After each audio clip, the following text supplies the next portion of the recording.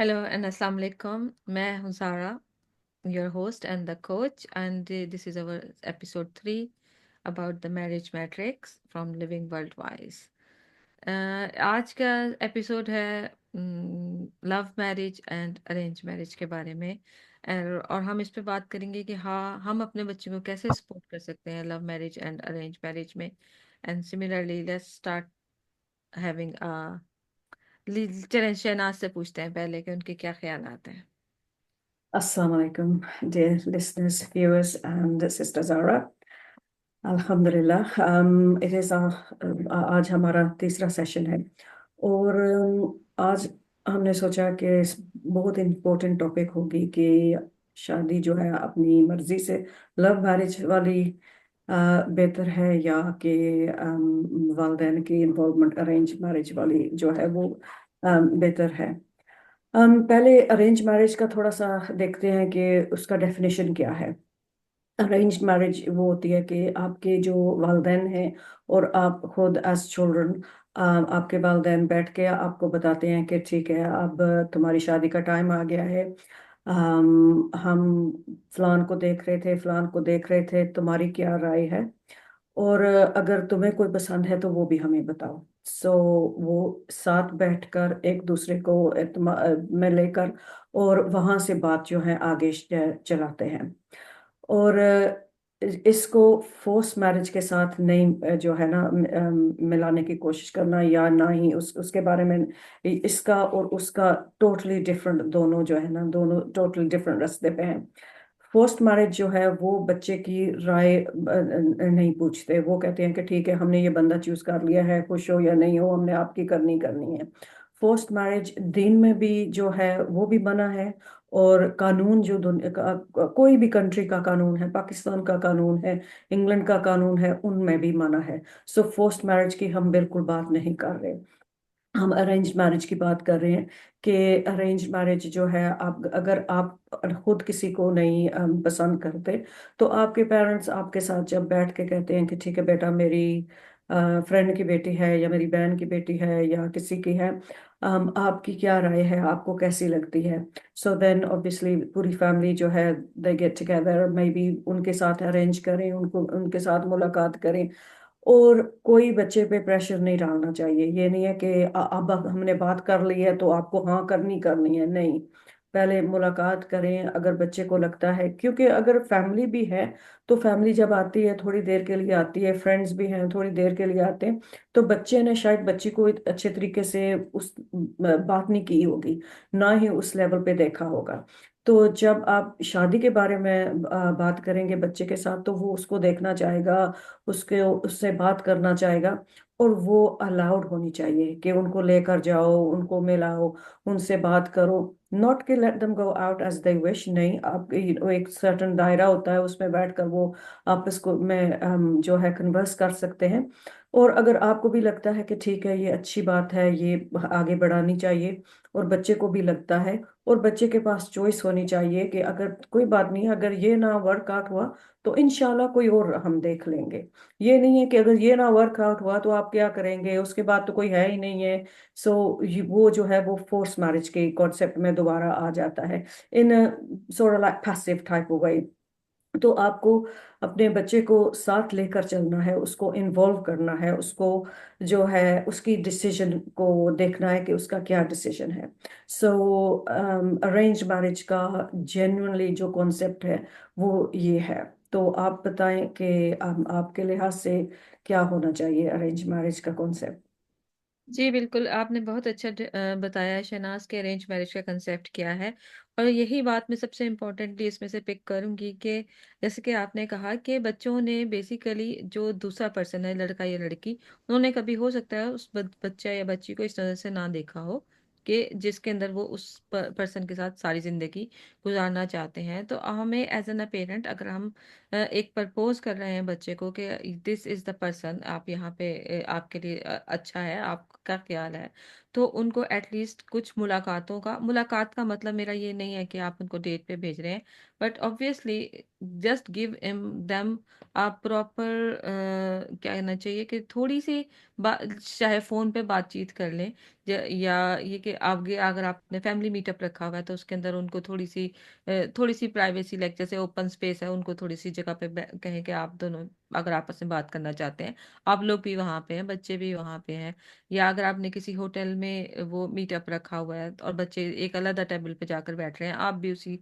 जगह पे हैं, किसी और टेबल पे बैठे हैं, तो give them little bit privacy कि जहाँ पे वो अपने उनके जो जहन में ख्यालात हैं वो पूछ सकते हो, जिसके बारे में हमने लास्ट एपिसोड में बात की थी कि are you ready to getting marriage, और उसके अंदर जो आपके मतलब फाइनेंशियल क्या प्लान्स हैं, जॉब के क्या प्लान्स हैं, रिस्पॉन्सिबिलिटीज आएंगी, बहुत सारे क्वेश्चंस बच्चों के दिमाग में होते हैं, let them ask them, because बेशक के वो एक दूसरे को फेस पे जानते हैं, बेशक के उनकी थोड़ी बहुत बातचीत भी होती है, लेकिन अगर उन्होंने ये नहीं सोचा कि ये हमारा लाइफ पार्टनर बनने वाला है, तो उनको उस सिनेरियो में भी बहुत से क्वेश्चंस होंगे जो कि वो जानना चाहते होंगे, और हमें उनको वो थोड़ी सी स्पेस, मैं ये नहीं कह रही कि बिल्कुल बहुत ज्यादा, like against the Islamic values आप उनको कोई ऐसी स्पेस दे रहे हैं, बट थोड़ी सी ऐसी स्पेस दें जहाँ पे वो बातचीत कर सकते हैं या फोन पे बातचीत कर सकते हैं before taking the final decision, ताकि उनका कंसेंट जो है वो उनकी मर्जी के मुताबिक हो। और इसके अंदर दूसरी बात ये कि जब हम डिस्कस कर रहे हैं, और पूछने से पहले, सुजेस्ट करने से पहले भी एक दफा अपने बच्चों से खुल के बात कीजिए कि वो किस तरह का लाइफ पार्टनर चाहते हैं, ताकि जब जब आप उनके सामने प्रपोज रखें तो उसमें से कुछ बातें मैच होती हो, कुछ होती हो, उन सब डिस्कशंस को जो हम आज से पहले के एपिसोड्स में कर चुके हैं, उनके तनाजुर में बच्चे से पहले बात करें घर में। Arrange marriage is a supportive thing, क्योंकि आपके बच्चे अगर शाय हैं, इंट्रोवर्ट हैं, वो लोगों से इतना नहीं मिलते जुलते, या उनके पास ऐसे मौके नहीं हैं जहाँ पे उनके पास ओपन कन्वर्सेशन के यू नो अपॉर्चुनिटीज हैं, क्योंकि हम एज एन मुस्लिम माशरा, हम ऐसी ओपन ओपन कन्वर्सेशंस हमारे यहाँ पसंद नहीं की जाती, लेकिन इन पर्सपेक्ट ऑफ मैरिज आप जो है वो थोड़ी सी स्पेस बच्चों को दें, ताकि वो जान बूझ सकें जिसके साथ भी वो शादी के बंधन में बंधेंगे for a life long relationship. और चलते हैं अब दूसरे पार्ट की तरफ, जहाँ बच्चे जो हैं आपको बताते हैं कि this is the person we want to get married, and hmm. Let's ask her experience first.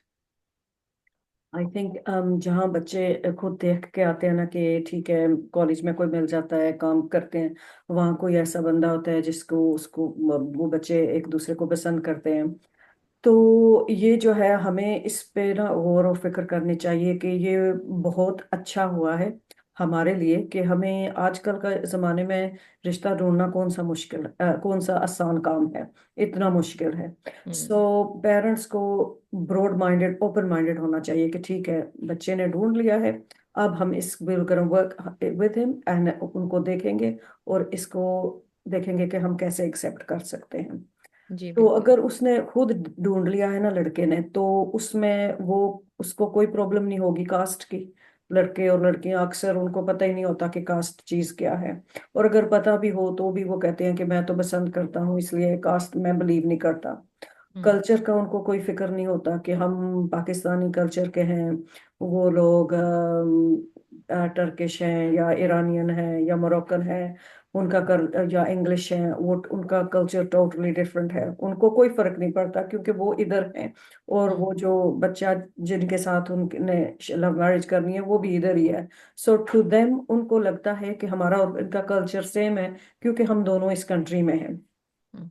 और जो हम लोग अक्सर माइंड करते हैं अगर someone's different colour to us, like अगर वो वाइट होगा या ब्लैक होगा, तो हम Pakistani parents are usually quite हाय अल्लाह ये क्या कर लिया कि गोरों में शादी कर ली या कालों में शादी कर ली, या हमारी कम्युनिटी क्या कहेगी। सो बट द बच्चा डजंट माइंड, द बच्चा इज ऑल फॉर इट, कि बच्चा कहता है कि नहीं मैंने इधर ही करनी है।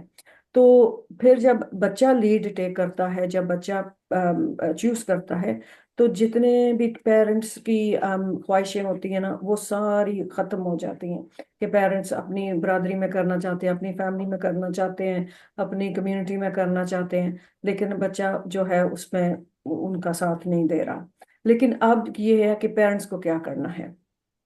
सो पेरेंट्स को देखना है कि अगर बच्चे ने, if she is a good Muslim, or if she is from the एल किताब, अगर लड़की है तो एल किताब से है, तो अगर उसमें ये है, तो आप बजाय के अपनी गुस्सा शो करने को और बच्चे के साथ लड़ाई झगड़ा डालने को और उसको घर से निकालने को, इन चीजों से बेहतर है कि आप बच्चों के साथ बैठकर बात करें कि हम कैसे इसको जो है ना मैनेज कर सकते हैं। एंड देन सी कि वाकई इतना इतनी बुरी बात है जितनी आप सोच रहे हैं। क्योंकि अक्सर जब बैठ के सोचते हैं ना कि ठीक है आंटी, आप क्यों नहीं ये एक्सेप्ट कर रहे, क्या है इसमें, क्या बुराई है, लड़की है, अच्छे कल्चर से है, अच्छी लड़की है, क्या मसला क्या है। तो उसमें मसले का वो कभी पता नहीं चलता कि मसला क्या है। मसला ये होता है कि लोग क्या मुझे कहेंगे, मेरी फैमिली क्या मुझे कहेगी। लेकिन फैमिली आपकी लॉयल्टी किसके साथ है, ये पहले आप बताएं मुझे कि आपकी लॉयल्टी आपके बच्चों के साथ है या आपकी कम्युनिटी के साथ है। क्योंकि जब आपका बच्चा अगर आपसे नाराज होके चला जाता है, शादी आप नहीं उनकी करते जहाँ वो कह रहा है, तो फिर आपको क्या कम्युनिटी कौन सा फायदा डाल के देगी। वो तो आपके साथ थोड़ा सा गॉसिप लेने के लिए हाई हुई हाई करके चले जाएंगे, और आपने फिर अकेला रहना है, आपने अपने बच्चे को मिस करना है। आपके बच्चे ने, अगर वो सफर करेंगे तो बच्चा सफर करेगा, तो आप सफर करेंगे, बाकी तो कोई कुछ किसी का कुछ नहीं बिगड़ेगा, सिर्फ आपका बिगड़ेगा। क्योंकि आपके फैमिली डायनामिक्स जो है ना वो चेंज हो जाएंगे, आपकी फैमिली का जो सारा सिलसिला है वो चेंज हो जाएगा। सो अगर आपका बच्चा कहता है कि मैंने इधर शादी करनी है, ये मेरा नया ये मेरा ख्याल है, तो आपको उसको पॉजिटिव तरीके से लें, उसको देखें, उस फैमिली से मिलें और आगे बढ़ें, और बच्चे की जो ख्वाहिश है, जायज़ ख्वाहिश जो है, शादी करना एक जायज़ ख्वाहिश है, उसको पूरी करने की कोशिश करें। जी, बिल्कुल। बिल्कुल सही कहा शहनाज़ ने कि हम हमने एज़ एन अ पेरेंट अपने बच्चों का सपोर्टिंग पिलर बनना है। चाहे वो मैरिज जो है वो अरेंज है या लव है, हमने हमारा पार्ट उसके अंदर एक टीचर का सा है, एक बुज़ुर्ग का है जो कि बच्चों को गाइड करता है और मुश्किल वक़्त में या उनको उनके स्ट्रेस में उनको अपनी मदद फ़राहम करने की कोशिश करता है, क्योंकि anyway they have to live their own life. और उस लाइफ के अंदर हमें उस चीज़ को याद रखना है कि जब हम लोगों की शादी हुई थी, हम लोग किस तरह एक डिफ़िकल्ट लाइक एक नया रिश्ता बनाना किसी भी फैमिली में एक टाइम लेता है, एक टोल लेता है आपके ऊपर, आपको बहुत से कॉम्प्रोमाइज़ेज़ करने पड़ते हैं। हम एज़ एन अ पेरेंट्स उन सब सिचुएशंस में से गुज़रे हुए हैं और हमें पता है कि किसी भी नई जगह पे जाके किसी भी, चाहे वो लव मैरिज है या अरेंज मैरिज है, उसमें एक एडजस्टमेंट का लेवल होता है।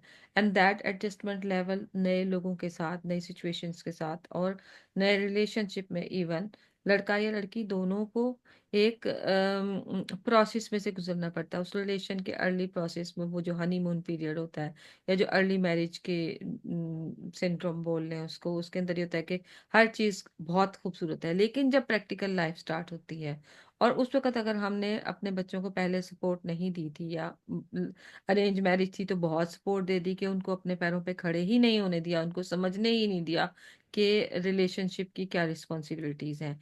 और अगर लव मैरिज थी तो हमने अपने बच्चों को बिल्कुल ही तनहा छोड़ दिया और वो उन्होंने हर साइड से चीज़ों को डील किया। तो इस चीज़ को समझें कि एक एक म्यूचुअल बैलेंस रखें जहाँ पे आप बच्चों को ग्रो होने दें रिलेशनशिप में, खुद को ग्रो होने दें रिलेशनशिप में।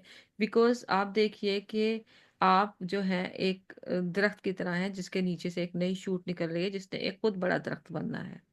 तो आप उसको साए में रखेंगे तो वो ग्रो नहीं करेगा, बिल्कुल तनहा छोड़ देंगे तो वो ड्राई हो जाएगा और वो लाइफ की बिटरनेस उसको डिफरेंट पर्सन बना देगी।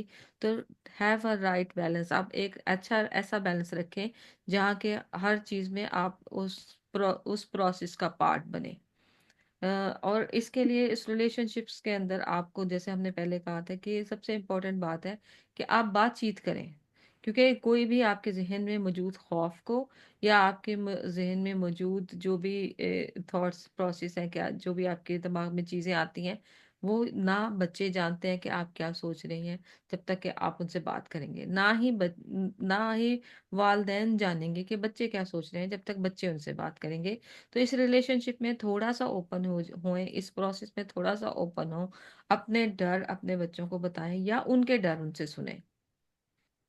ये सबसे इम्पोर्टेंट बात है। क्योंकि अरेंज मैरिज में अगर हमने देखा है कि बच्चा जो है इंट्रोवर्ट है या खामोश को है और वो उसकी इतनी सोशल लाइफ नहीं है, वो डिपेंडेंट है पेरेंट्स की गाइडेंस के लिए शादी के लिए, तो उसमें भी जब वो नया रिश्ता बनेगा तो भी वहां पे थोड़ी सी सपोर्ट बच्चे को, वो पुश या नज के वो रिलेशनशिप को बिल्ड करे, वो जरूरी है।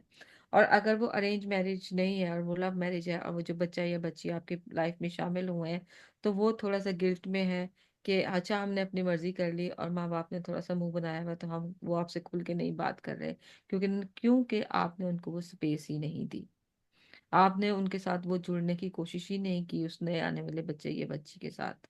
हम्म। और उसके साथ मैं यहाँ पे ये बात कहूंगी कि जैसे शहनाज ने कहा कि कास्ट का, रंग का मसला, या जो बच्चे यहाँ पे रहते हैं बाहर के मुल्कों में, उन उन उन उनकी वो कनेक्टिविटी नहीं है पाकिस्तान के कल्चरली बैकग्राउंड या उन लोगों के साथ। वो यहाँ पे रहे हैं, उनके जिंदगी के 20 साल यहाँ पे गुजरे हैं, उनके लिए या कुछ और चीजें जो है वो नॉर्मल है।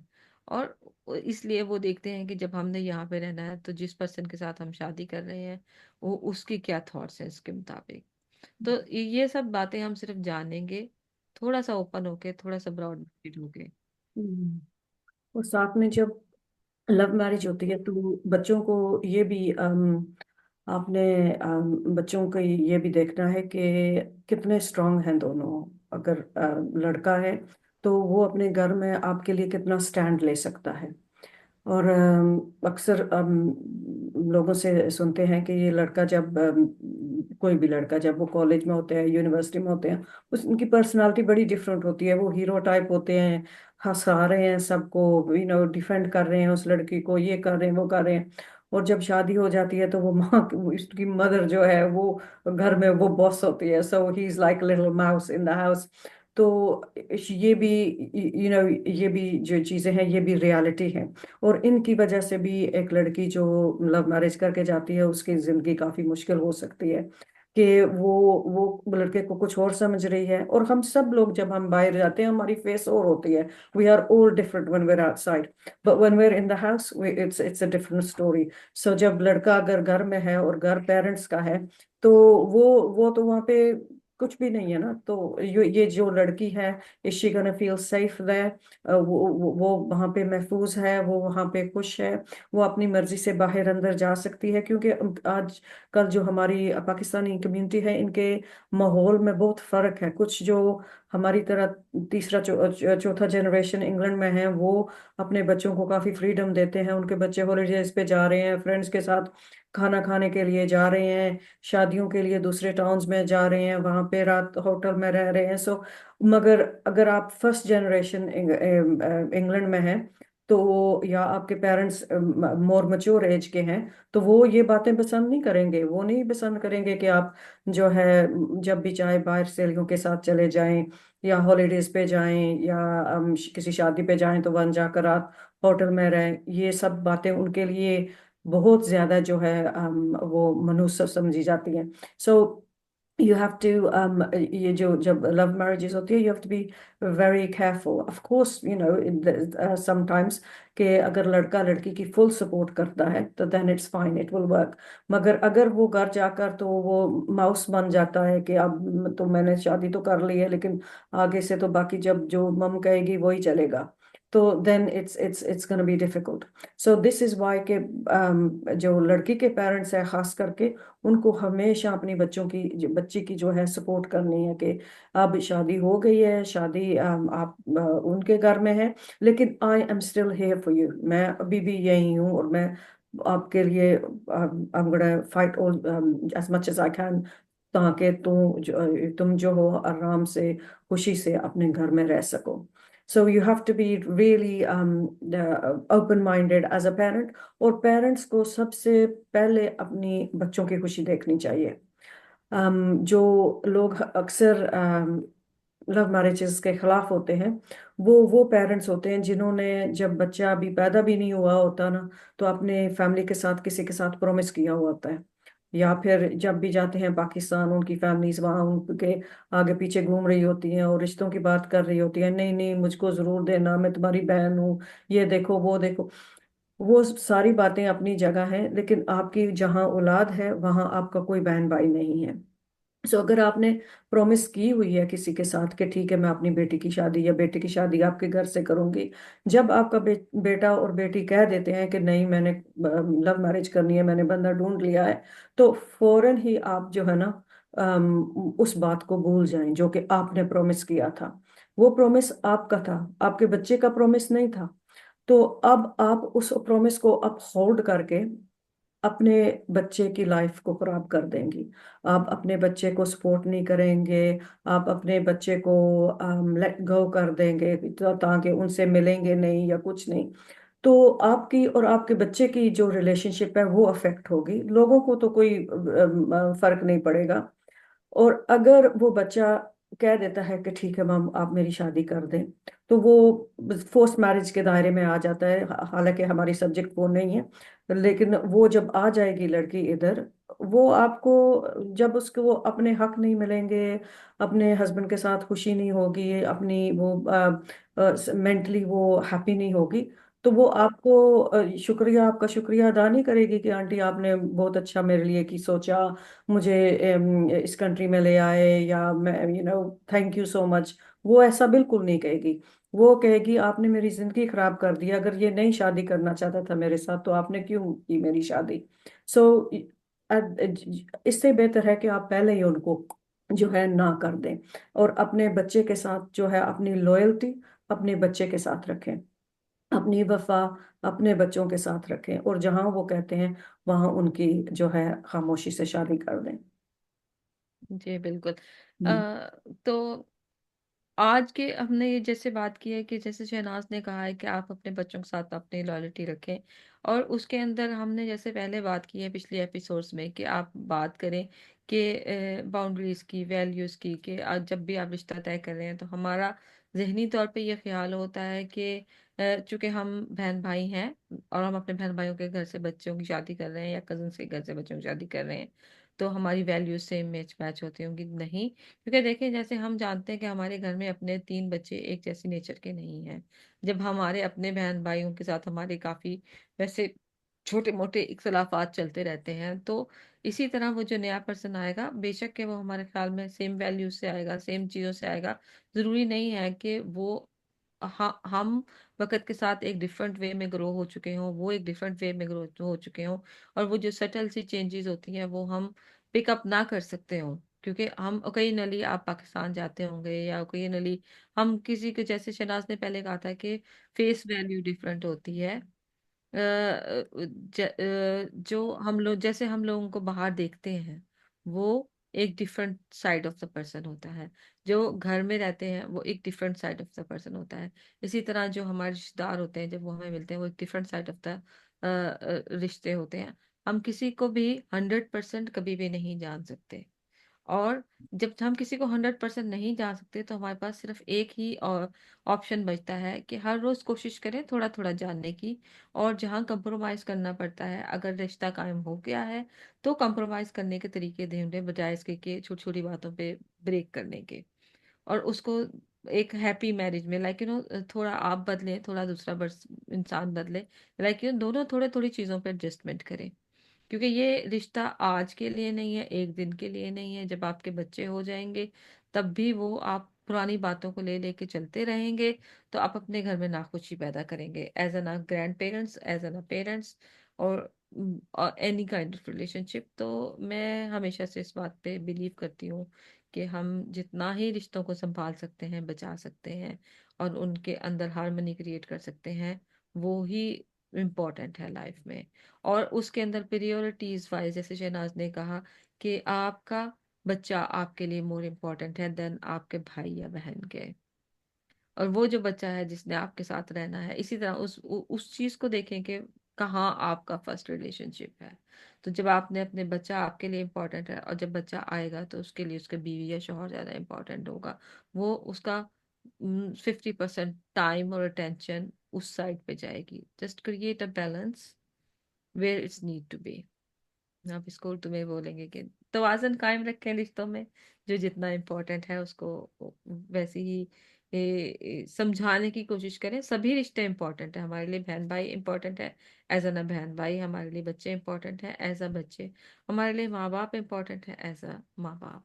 हम्म। और यही मेरी तरफ से सबकी अपनी लास्ट। अपनी जगह है, जी सबकी अपनी बिल्कुल। अपनी जगह है, लेकिन आपके बच्चे क्योंकि उनकी लाइफ अभी शुरू हो रही होती है, आपको ये नहीं करना चाहिए कि उनकी लाइफ में शुरू से ही जो है डिफिकल्टीज डाल देनी है, क्योंकि आगे से भी कितनी, शादी के बाद भी तो कितनी मुश्किलात सामने आती हैं। जी बिल्कुल। So you have to support your children. आपको अपने बच्चों का साथ देना है शुरू शुरू से ही, जैसे ही काम शुरू होते हैं। या बिल्कुल, एज एन अ पेरेंट हमारा यही काम है कि हम अपने बच्चों की सपोर्ट करें जैसे हम हमेशा करते आए हैं। लेकिन कीप द बाउंड्रीज, कि हम अपनी वैल्यूज और अपने अपने हकूक और फराइज को याद रखें, एज एन अ बच्चे भी और एज अ माँ बाप भी। और ओपन गुफ्तगू करें, आपस में बातचीत करें। जो हमारे जहन में डर या खौफ या जो भी लेकिन जो भी चीज़ें हमारे दिमाग में आती हैं, हम उनके से ओपनली बैठ के बात करें। रिस्पोंड करें, रिएक्ट ना करें, लड़ाई ना करें। बच्चों को साथ ये ना कहें कि बस तुम घर छोड़ दो, या मैं अब तुम्हारी माँ नहीं हूँ, या मैं तुम्हारा बाप नहीं हूँ। या बच्चा भी कोई ऐसी बड़ी बड़ी बातें करे, उस हाइट तक, उस हाई एंड पे जाने से परहेज करें। थोड़ा सा मिडल में रहें ताकि हम दोनों लोग एक दूसरे की बात को समझ सकें। यही है मेरी तरफ से एंड नोट। शहनाज, आप क्या कहना चाहेंगे आखिरी? मेरी तरफ से एंड नोट ये है कि in all aspects of life be proactive not reactive. Hmm. अक्सर ये होता है कि हमें लोग रिएक्टिव, हम देख कर कहते हैं कि जी हमें ऐसे एक्ट करना है, हाय हाय हमारे बच्चे ने हमारी बात नहीं मानी, बस दैट्स इट, हमने दुनिया एक कर देनी है। लेकिन अब आपको रिएक्टिव नहीं होना, आपको प्रोएक्टिव होना है, आप उनको उसका साथ देना है, आपको जिंदगी का देखना है कि व्हाट इज इट, हम इसको बेहतर कैसे कर सकते हैं, या इसके साथ कैसे चल सकते हैं, इसको आगे जाकर हम इसको एक फायदा कैसे पहुंचा सकते हैं, इस काम में हम इसकी बेहतरियां कैसे ला सकते हैं। whether it's arranged marriage, whether it's love marriage, just give it your best shot for parents and for children, hmm. and make dua to Allah subhanahu wa ta'ala as well, because nothing is possible without dua. कुछ मुमकिन नहीं है दुआ के सिवा। इंशाल्लाह इंशाल्लाह। जी बिल्कुल, ये आज की हमारी एपिसोड यहीं पे खत्म होती है, और इंशाल्लाह ताला next episode would be there on the Wednesday. अल्लाह हाफिज।